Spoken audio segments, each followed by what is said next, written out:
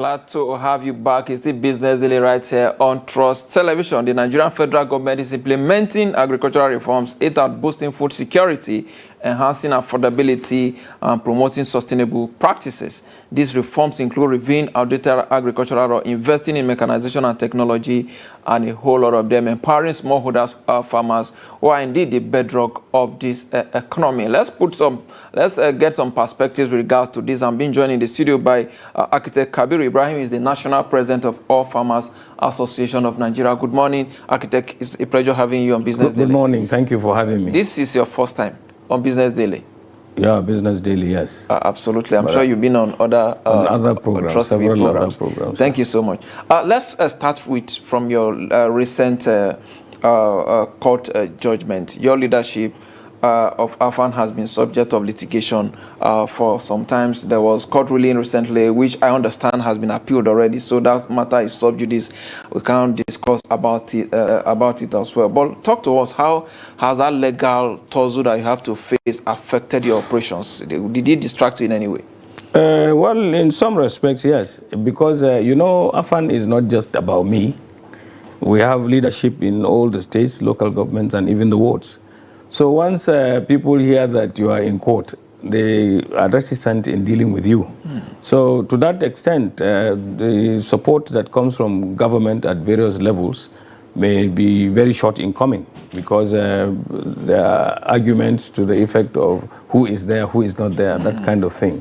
But good enough, the justice system in Nigeria is very clear that once you get a judgment and you're not happy with it, you appeal to the higher court. Now we are in the Supreme Court, and we hope that things will be resolved, and there will be new elections. We are tired of even being there, because, if not for the court case at the initial stage, I would have gone long ago. But because we are in court, we cannot do elections. We are waiting for the finality of this matter so that we do elections and new people will come in. We have to have a critical mass from the states who will now be the electorate for the national elections. The national elections will have to be done first, and then they will cause elections from the ward local government to be made, so that you have it. But Afam has always had these kinds of problems, even when the founding fathers also had their own disagreements.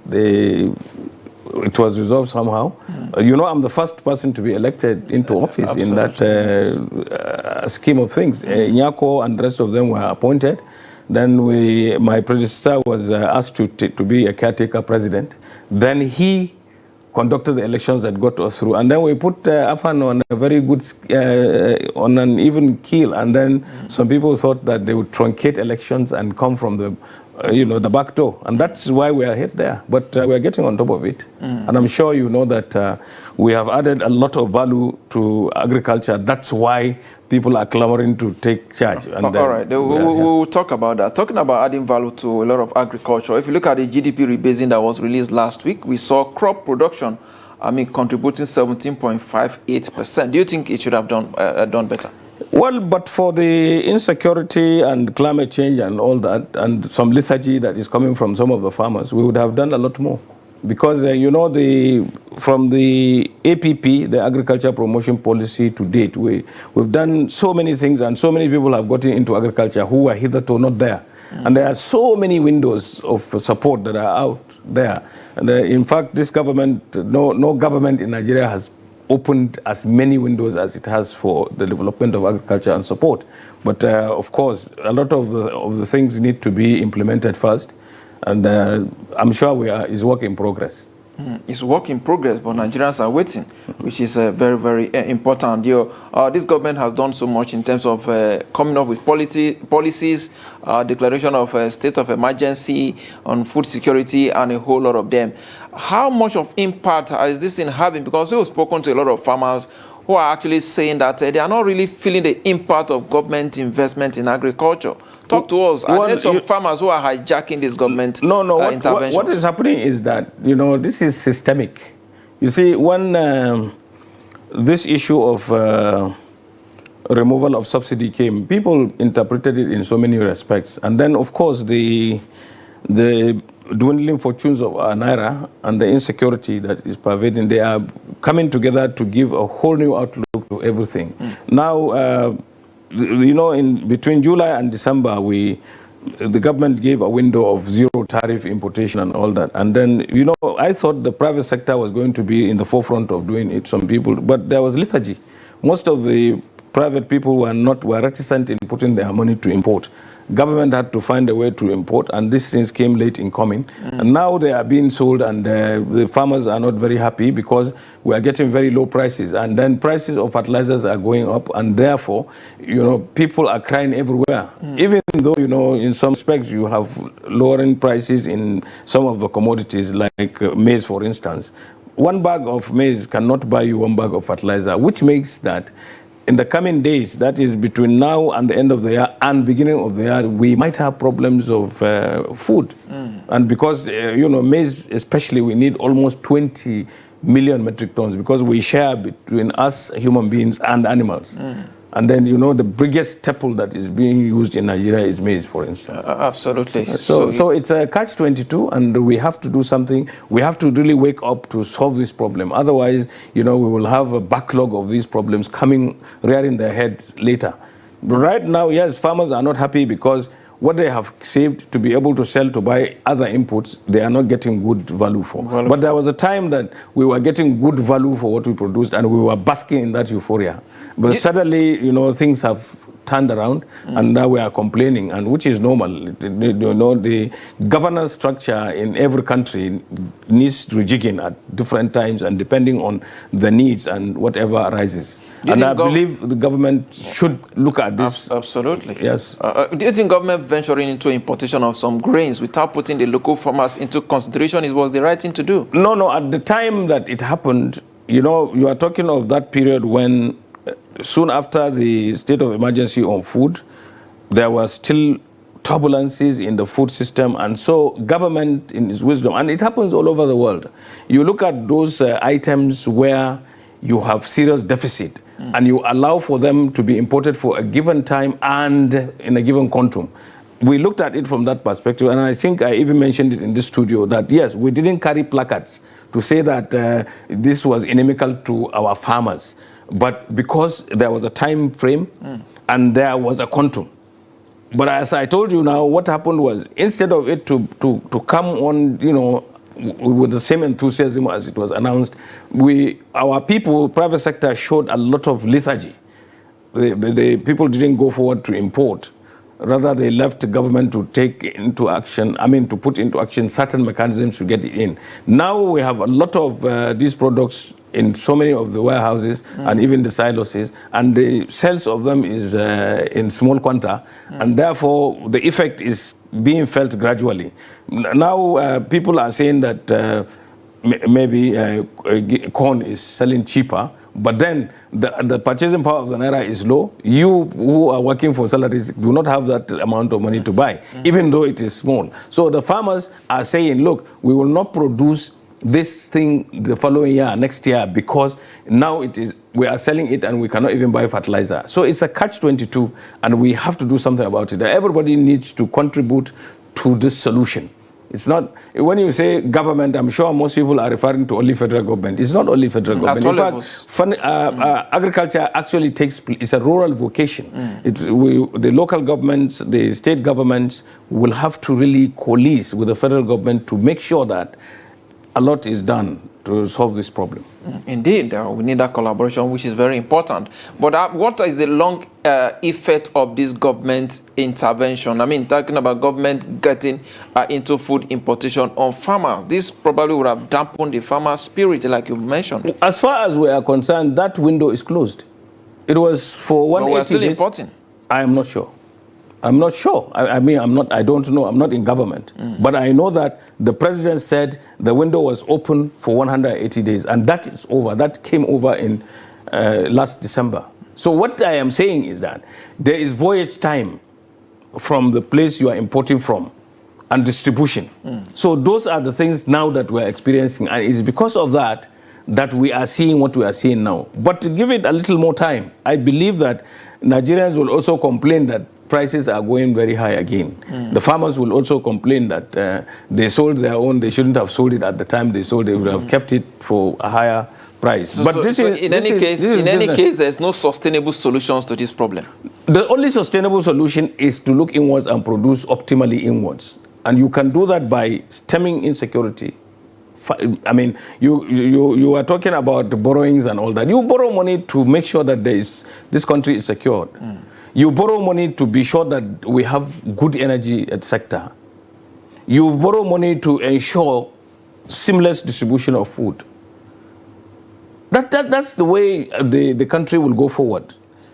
I mean, if you look at China, for instance, we used to refer to it and Russia, we used to refer to those countries as behind iron curtain. Today they have opened and they are very, very prosperous. In fact, the United States is only afraid of one country, and that is China. China, indeed. So the economy is blossoming and all that because they worked from the inside. There is no country that will depend on importation.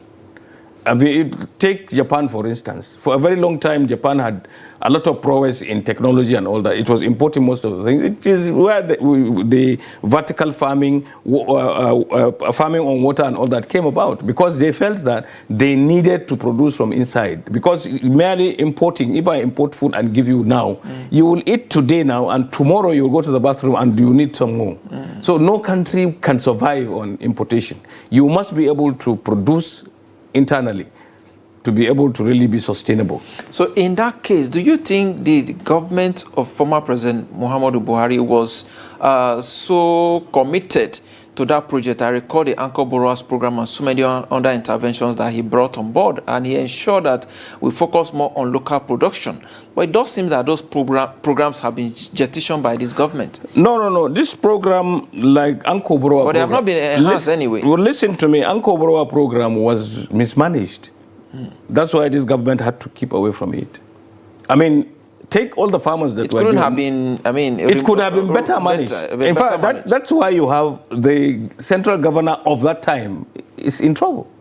There was a lot of money. In fact, I can tell you for free that if we deployed all the money that was used in Anchor Borrower to buy food and keep in Nigeria, we would still have had food. Because there was a lot of money that was given to people who were really not farmers. You know, there was a group of people who were called prime anchors. They came with very bogus lists of farmers in their, in their folders, and those farmers were supposed to be helped to enhance their productivity so that they will bring back whatever they borrowed in kind, and that would be put in the silos, and then Nigeria would be happy for it. We'll have a buffer zone. But these people went to the market. They were competing with even small millers and all that to buy the thing, and they jacked up the price because they had money. No, they had money, and then they had leverage because they were supposed to pay back that money in kind, and they were given a benchmark for the price of paddy, for instance. I will give you this scenario. If they were given paddy, I mean, they were supposed to pay back the loan with maybe one 75 kg bag of paddy at 17,000, and paddy was selling at 9,000, and people were just struggling to buy. They could come and say they would buy at 11. So that was the beginning of inflation. Look at the inflation, food inflation in Nigeria. It began from late 2015, and it has not gone back. And the Anchor Borrower program you are talking about is really responsible for that. You said the money were given to some people who were not really farmers. Were stakeholders like you not engaged or consulted in managing those funds? At the beginning, I was one of the people who escorted Mr. President to Kebbi when the CBN launched the program with 2.6 billion for rice and wheat.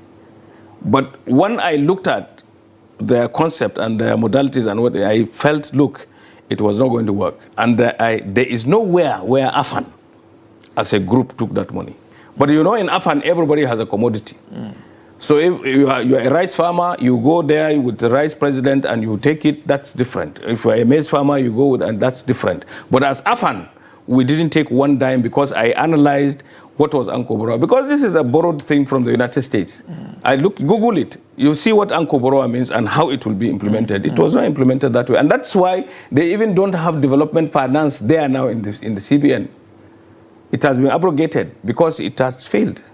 Do you think government is not consulting with the right people? Because what we have had, even in recent times, is ministers of agriculture who are not really farmers. Many of them are actually politicians coming into that space. Do you think we are putting the wrong hole in, the square peg in a round hole? Well, is the president a farmer?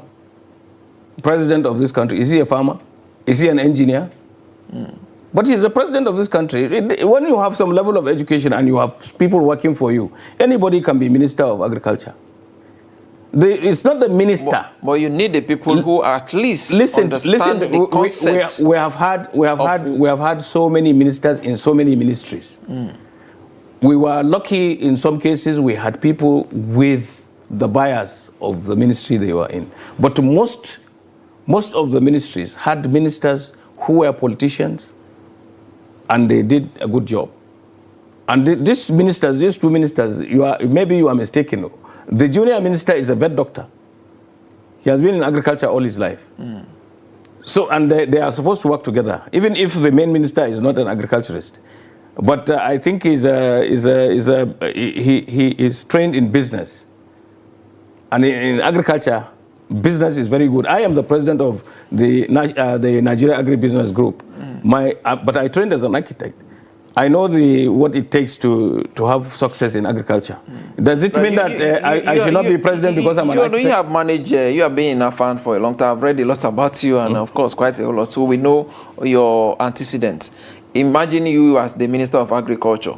I'm sure. I'm not looking for a job. I understand. Yes. But what I'm trying to say is that let's look at other areas now, like the farm mechanization. Government is trying to do a lot in that regard. Only recently, about 2,000 tractors were brought in from Belarus.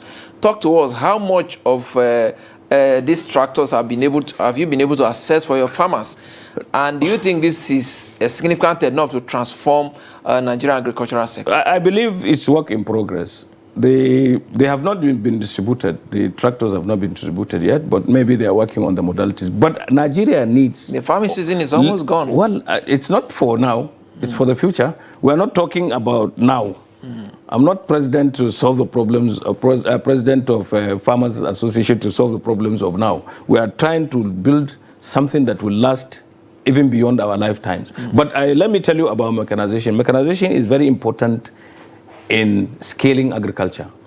Nigeria has started being serious about mechanization.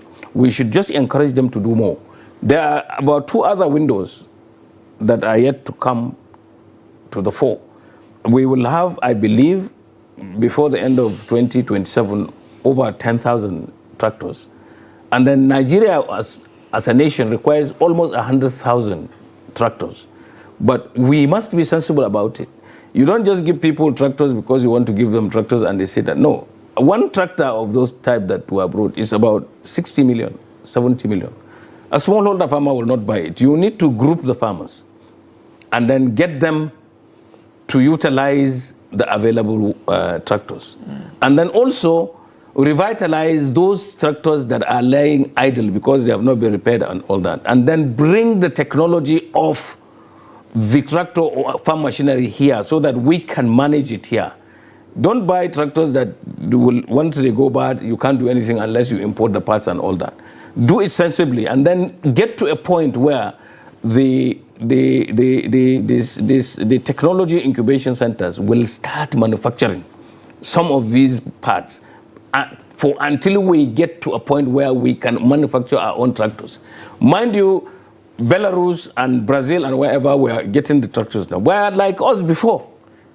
They sat down and they decided that they would be producing farm machinery. They are now doing enough for their countries and even exporting.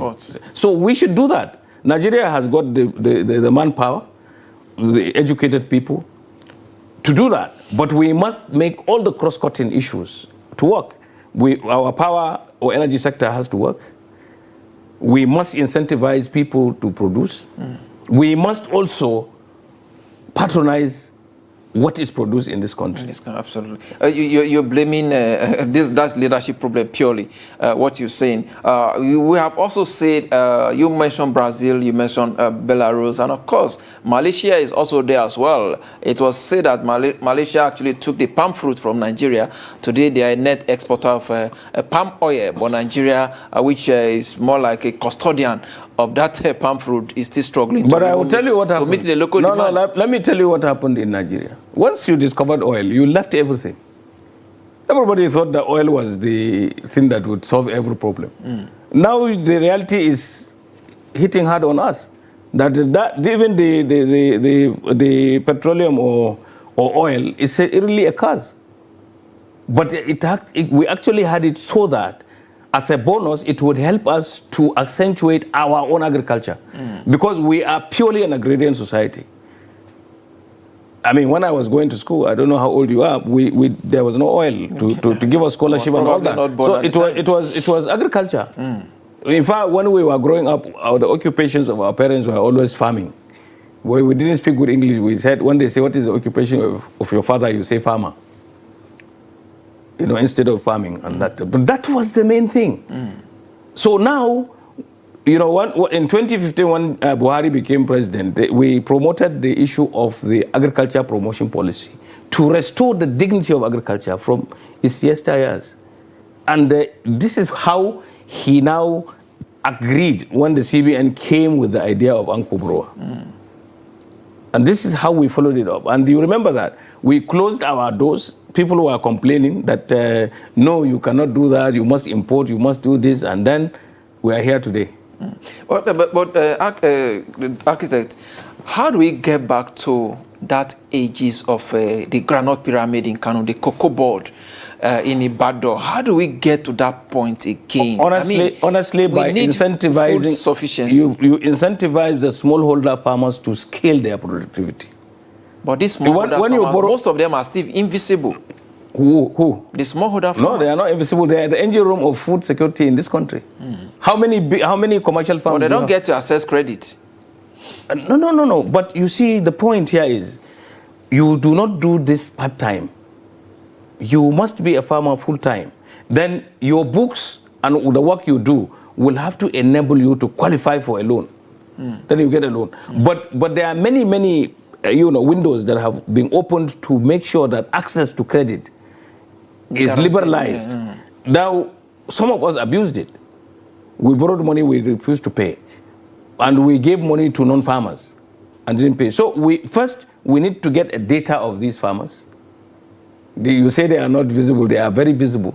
The only thing is sufficient effort has to be made to do them. And you remember that the current Minister of Agriculture said that there is a program now through NIMSI and the CBN to capture the data of farmers, which is work in progress. Once we know the farmers and what they produce, we'll be able to really support them properly. If you do a general thing that, okay, farmers, we are going to support you and all that, and then non-farmers come and hijack it because they have friends in politics, because they have friends wherever, or in the CBN or whatever, then there are problems. But you have to be able to give people this loan dispassionately just because they qualify. You are not using corruption to do it. You are approaching it with due diligence. You are identifying what people are doing, and you are looking at and appraising what they are doing, and then giving them these loans. But you don't give loan like when some people will feel that is their larger share of the national cake. And that's what has been happening. But I mean, you don't blame the banks for not wanting to get into it. They are there as business people. They are business concerns. So the commercial banks will not readily just give credit like that. How do we reorientate our farmers to understand that credit is credit and grant is grant? What we are doing, and I told you that I'm the president of Nigeria Agribusiness Group. What we are doing is we are first and foremost incentivizing the farmer to know that he or she are purely business people. So whatever they have should be treated as a business. And once people realize that, then they will keep their books, they will do these things methodically, and they will be able to access credit on merit. On merit. Not that when on the basis of who you know. When they, like for instance, you remember the euphoria when the president said in 2025 budget they were going to give 1.5 trillion naira to the Bank of Agriculture. People kept asking, even people are asking me to look for how to be the MD of the bank or the chairman of the bank and things like that, just because they thought I would just give this money out like that. But it doesn't happen that way, because that money will finish and then there is a lot more work to be done. Absolutely. You see, what should happen is the government and the people who have equity in it will bring up the equity and revamp the bank. Then the bank will work as a bank, give loans when people are qualified, and ensure that people pay for others to get. And then what I said further was, sell equity to the farmers. When the farmers have equity, they know that if others do not pay, others will not get.